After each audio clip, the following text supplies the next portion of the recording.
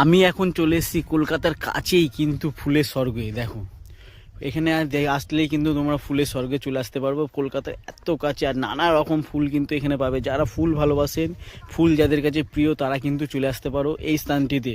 দেখো কত সুন্দর সুন্দর ফুল। দেখো আমি এখন কিন্তু ফুলের সাইড দিয়ে যাচ্ছি। দেখো আমার পিছনেই রয়েছে পুরো ফুল প্রচুর। আর আমাদের সাথে কে এসছে দেখো, আমার সাথে এই যে আমার ওয়াইফ চলে এসছে।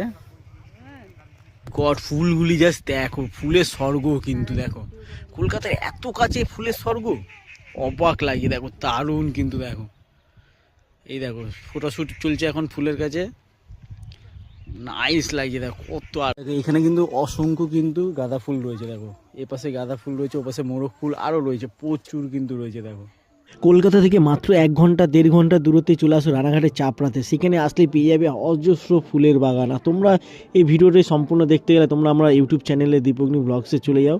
এই ইউটিউব চ্যানেলে কিন্তু লং ভিডিও দেওয়া আছে, সেখানে গিয়ে কিন্তু তোমরা পুরো ভিডিওটা দেখতে পারো। আর এই ভিডিওটা ভালো লাগলে অবশ্যই শেয়ার করে দিও। আরও নতুন নতুন ভিডিওর জন্য চ্যানেলটা অবশ্যই সাবস্ক্রাইব করে পাশে থেকো। আবার দেখা হচ্ছে নতুন একটি ব্লগে।